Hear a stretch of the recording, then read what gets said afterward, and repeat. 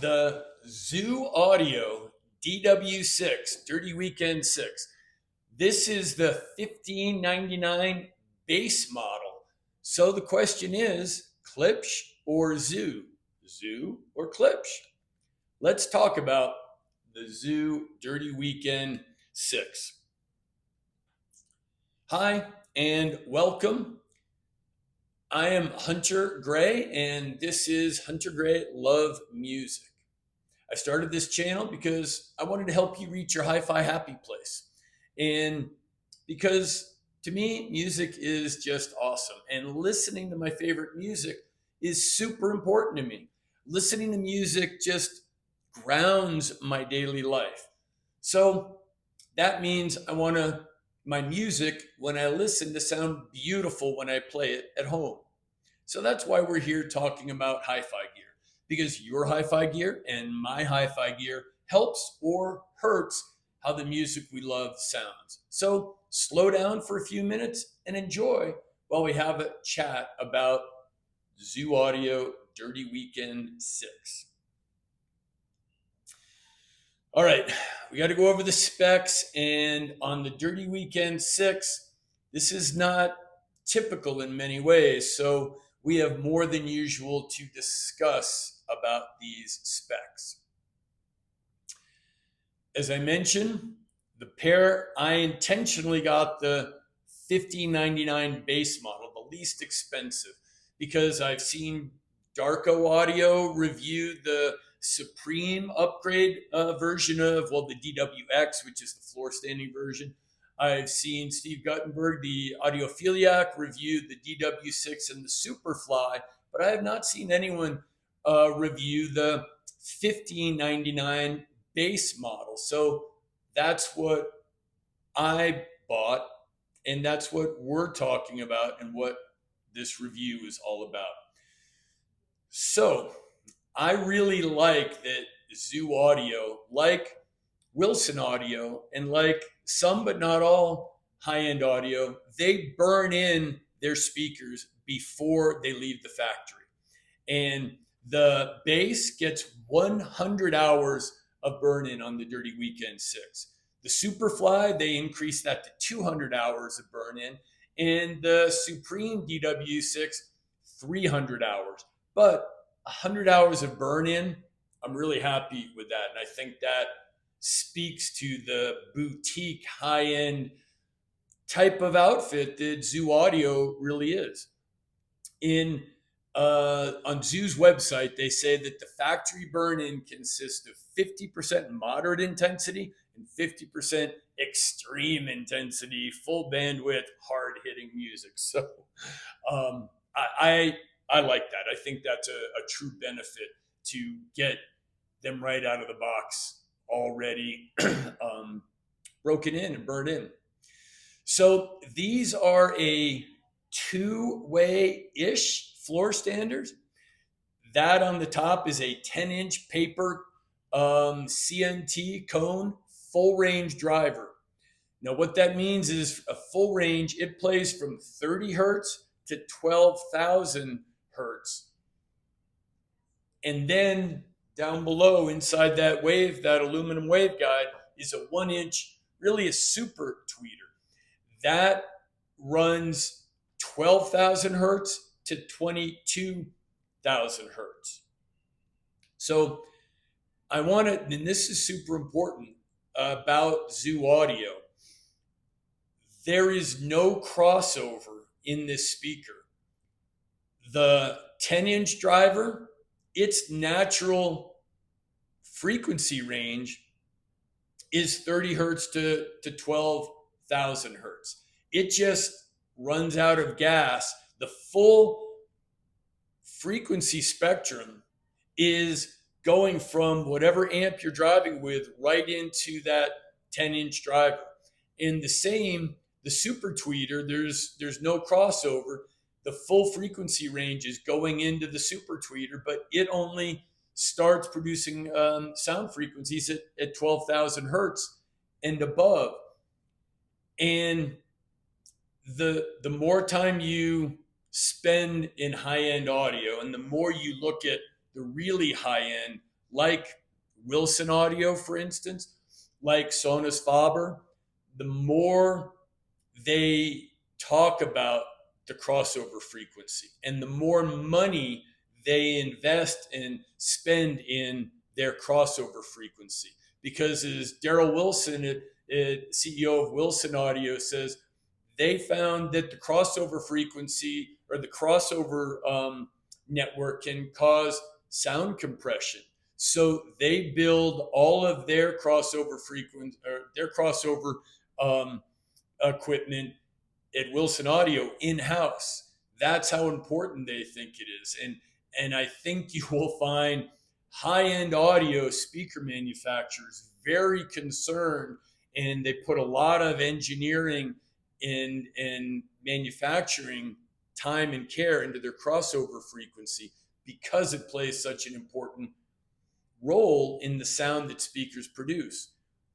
Zoo Audio has recognized that and gone a different technological direction and gone, we're going to eliminate the crossover frequency. So your analog amplification, after it's amplified, it's going straight into the drivers with nothing else in the signal path. I think that's super important, and I like that a lot. Another interesting thing about the DW6, they're 12 ohms. It does say they have an 8 ohm minimum, but 12 ohms is not typical. They're high sensitivity speakers. They have a 95 dB sensitivity and are stated frequency response from 30 to 22,000 hertz. So again, I personally really like that there is no crossover frequency. So Zoo, from their website, they refer to this as acoustic crossover point between the full range driver and the tweeter remains at 12,000 hertz, having the vast majority of the sound field, 90% emanating from the full range driver, makes for a very cohesive and unified wavefront. I will totally agree with that. The sound presentation from these is extremely cohesive, and that also means that the off-axis listening is fantastic. You don't need to be at the single point at the top of the triangle to get the best sound. Everyone listening across, for instance, on the sofa in my living room, sounds great. You can get up and walk around the room, and the off-axis listening is fantastic. These are beefy. These are 65 pounds. These are heavier than those Klipsch RP 8000F Mark II that I just recently reviewed. Even though, as you can see, they're shorter, 65 pounds. But I love that. That speaks to the build quality. They are 12 inches wide by 12 inches deep and 36 inches high. The Zoo Audio website says that it is all North American made composite wood and either real wood veneer or epoxy finish. As I said, I want to be able to do comparisons at the $1,500, $1,600 price point. So this is just the black satin finish. They're least expensive.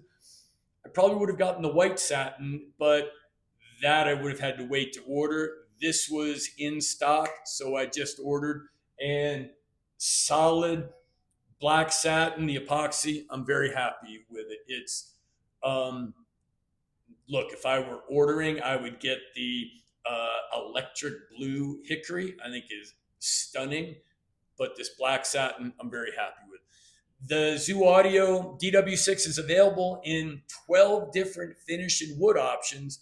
Plus, you can order custom finishes as well. So this is really a boutique hi-fi manufacturer. And Zoo Audio is based in Ogden, Utah. And they say that 95% of the materials are sourced in the United States, and it's manufactured completely in Ogden, Utah. And the drivers are built to their specifications for Zoo. So while they typically have a small variety of speakers on hand and ready to ship. They primarily build to order. Therefore, you know, when they build to order, you have to understand there are going to be wait times. So on their webpage, it says that it's you have to add an additional week for if you add the Superfly upgrade. It's an additional 2 weeks if you add the Supreme upgrade. And as I mentioned, I would order that gorgeous electric blue hickory, but that would add 3 weeks to the wait time, which we're not talking about deckwear sort of wait times. But personally, I like that you put in an order and it's built to your order for you. And if you're antsy, they have ones that are already built and ready to order. So yeah, I'm very impressed with Zoo Audio so far. So one other thing about the specs, let me share with you my experience with the footing options. When I read on their website how their footing worked, I thought I was going to be able to use my SVS SoundPath subwoofer feet that I have 8 of and just screw them into the bottom. They're rubber. That's what I was planning on. Well, so on the website for Zoo Audio, they have options to order metal leveling feet or rubber additional footers. And I didn't order any of those, but I was wrong. So after I received the speakers, just 2 days after ordering, because it was the base model and black satin finish and they were in stock, I had to jump back online and order the Zoo footers. So I was originally going to order the rubber option because that's what I like, because I have hardwood floors here in the dining room, even though it's carpeted in the living room. But when I read closely the Zoo adjustable footer option, which they said for leveling, I saw that it ships with felt peel and stick covers to the hardwood surfaces. And I decided on that option because I kept thinking of the way the Klipsch Heresy are tilted back in their stance. So I'm going to show you right here. This is from the other set. What I did was, this is the rear footers, and you see how I put 2 more nuts on the front. So there is like a 1/2 inch backward tilt, because these, as you can see, for floor standers, they sit lower than typical, but really they're at the same height as my floor standing KEF LS50 Metas that are on 26-inch floor stands. So anyway, this is what I ordered, and I'm very happy with. And the slight tilt, I really couldn't hear a ton of difference. I may even try taking off this nut and making it a 3/4 of an inch backward rake. But anyway, I wanted to make you aware, if you order, I recommend you order one of the sets of speakers, the footers.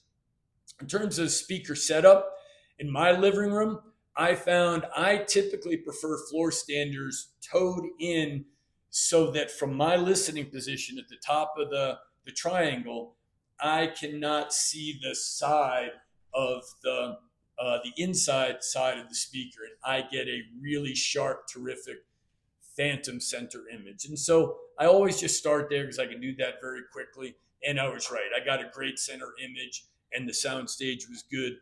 But I want to point out, these are actually ported on the bottom and the rear of the floor stander. So it does have a rear port that drives to the back, but I positioned them just 9 inches from the wall behind, and that was great. I was concerned I was going to get too much bass, muddiness. It was great, just 9 inches. And Zoo says you can position them, I think, just a couple of inches away from the wall. I was skeptical. For where my room worked, 9 inches sounds great. I had them 7.5 feet wide, as you can see in the photo in the thumbnail, and they sounded great. So yeah, actually the website says you can position them as close as 2 inches from the wall behind.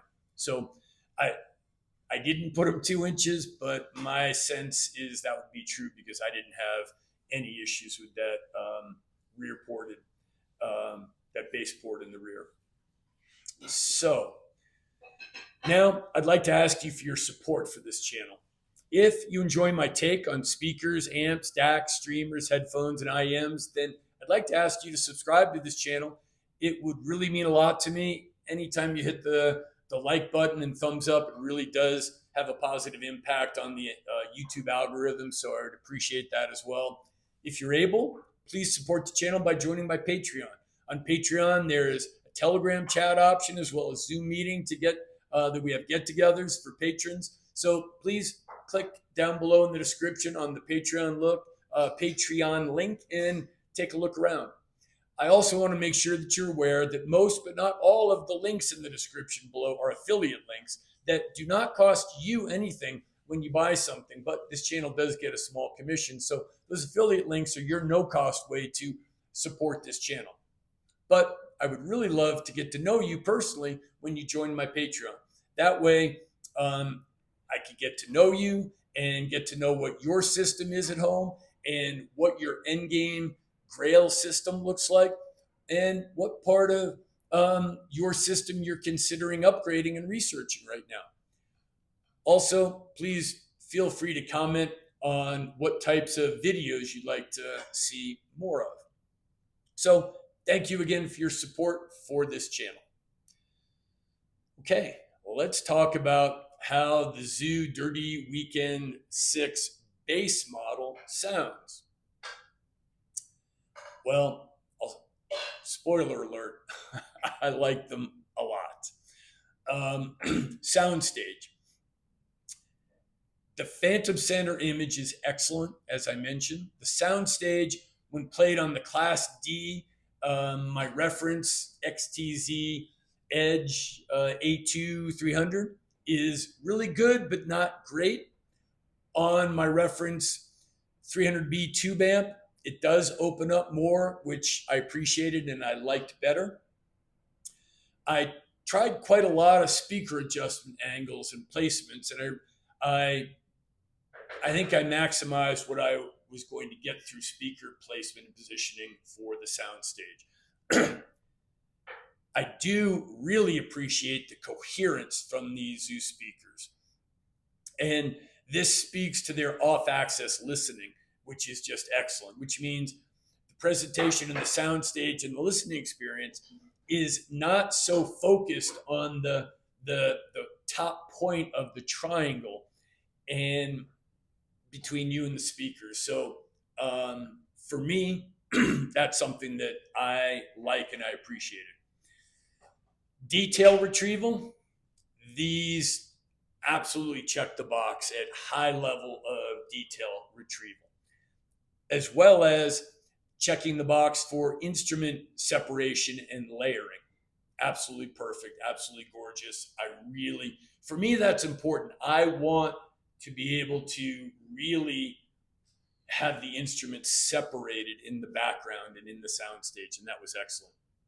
How about treble glare or treble smoothness? No treble glare when played on the Class D reference XTZ Edge. Musical passages with very strong high treble energy are presented very smoothly on the Zoo Dirty Weekend 6 with Class D amplification. How about the treble tonality and emotion that I speak so often about that's important to me? Is there that something special in the treble that elicits an emotional response inside of me? I'm going to say I get 95% of that connection of what I get from my Sonus Faber Lumina 5 when they're both played on Class D, my reference Class D. And I get 97% of that, this is subjective, but 97% of that emotional response when the DW6 are played on my reference 300B tubes. What about mid-range sweetness and beauty that is also very important to me? On Class D amplification, the mid-range is well above average, but this is the area where the zoo benefits the most from Class A amplification, which just adds more of that sweetness and that beauty to the acoustic guitar strings, for example, that is important to me and I love. Now let's get into the real strength of the Dirty Weekend 6, their bass tonality. The Zoo Dirty Weekend 6 has wonderful bass tonality. You notice it immediately. It's rich, it's full, so satisfying. 100% a grand piano sounds like a grand piano, even played on very neutral, clean, Class D amplification. The bass on the Dirty Weekend 6 is my favorite element of their presentation of the music, without question. What about bass extension?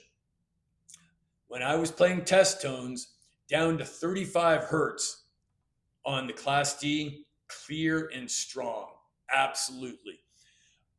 On the single-ended triode 300B tube amp, my Rysong A50 Mark III, I hear more and louder the 30 hertz than on the Class D.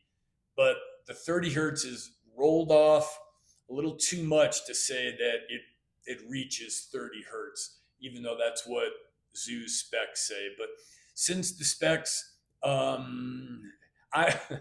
thought the specs were saying it reached down to 30 hertz, but I mean 32 hertz. I don't think it gets to 30.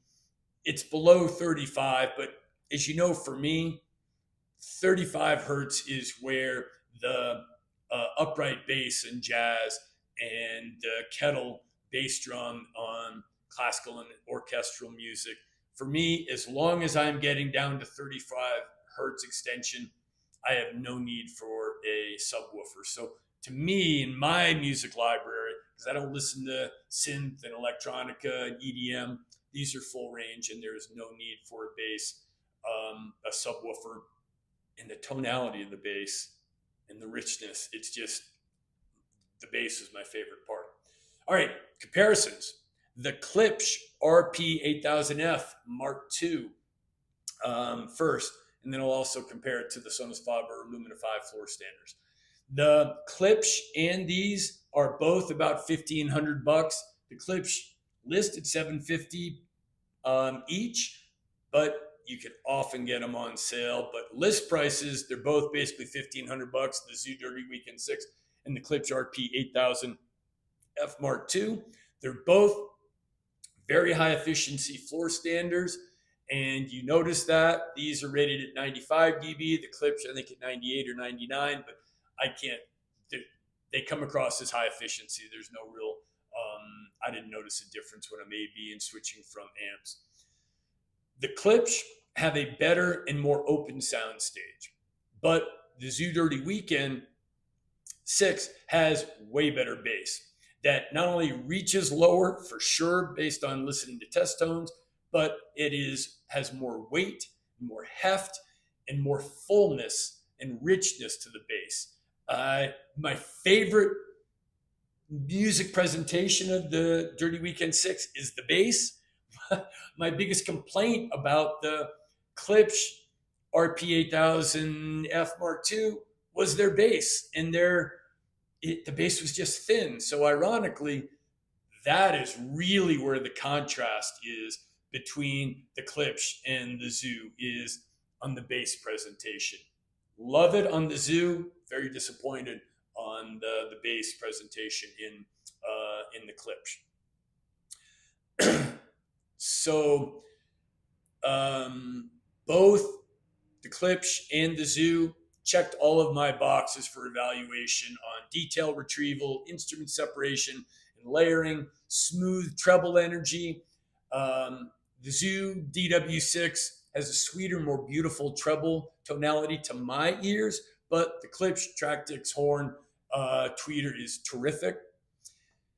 Not only have I found the mid-range is fantastic on both, but they also have a beautiful tonality to the mids that was noticeable and much appreciated when I was A/B listening them. Both have excellent soundstage, but as I mentioned, the Klipsch clearly has a more holographic soundstage, and I love that, and the Klipsch wins on soundstage. So the bass and the soundstage is what separates these two as far as their ability to perform and present music when it comes to sound reproduction, in my opinion. So let's move on to, I'm not going to get into the difference in looks, aesthetics, build quality. I covered that in more detail in the Klipsch review. Comparing the Zoo DW6 to my Sonus Faber Lumina 5 floor standers. Now remember, this is the $1599 base model in black satin, which does not add to the cost of the speakers at all. My Sonus Faber Lumina 5 are $3,000 floor standers. Okay, so in terms of cost, they're not in the same price range, although you can go Supreme and Electric Blue Hickory and spend $3,000. But on this base $1,599 to my $3,000 Sonus Faber Lumina 5s, the Sonus Faber present a better, deeper, wider sound stage. That's immediately apparent when switching A/B listening versus the Zoo DW6. The mid-range, the Lumina 5s also have more of that incredible sweetness and beauty to the acoustic guitar strings, for instance, on Jack Johnson or Andres Cepeda or Michael Bublé or Sylvia and Rodrigo. How about the bass extension? On the Sonus Faber, I can hear clearly the 40 hertz test tone, but only faintly the 35 hertz test tone. So I would say the Sonus Faber bass extension is to 40 hertz, but I do not use a subwoofer, and I have never felt anything missing with the Sonus Faber, and I'm perfectly happy with in my living room. In my music library, I feel like the Sonus Faber is full extension for me. However, on the Zoo DW6, I can hear loud and clear the 35 hertz test tone. And the 30 hertz test tone is like the 35 hertz test tone on the Sonus Faber. I can hear it, but it's rolled off enough that I'm not going to say the bass extension goes that low. Overall, on my reference Class D amp, which, as you know, is very clean and neutral and does not add anything to the signal path but power amplification, I'm going to subjectively say that the Zoo DW6 are 91 to 92% of sound reproduction performance of the Sonus Faber Lumina 5s.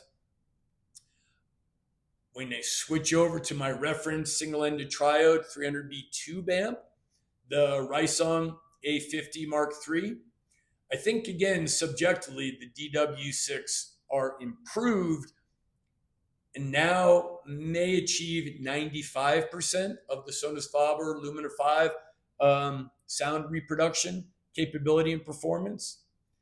Now, I need to point out again, these are $1599. This is the base model, black satin finish, no other cost. Not Superfly, not Supreme upgrades, just the least expensive version of the DW6. And the Sonus Faber are a $3,000 pair of speakers that are handmade in Italy. So I think it says a lot about just how good these Zoo Audio Dirty Weekend 6 speakers really are. I'm a big fan of both Zoo Audio and specifically the Dirty Weekend 6. Will a low power tube amp drive them? Hell yes.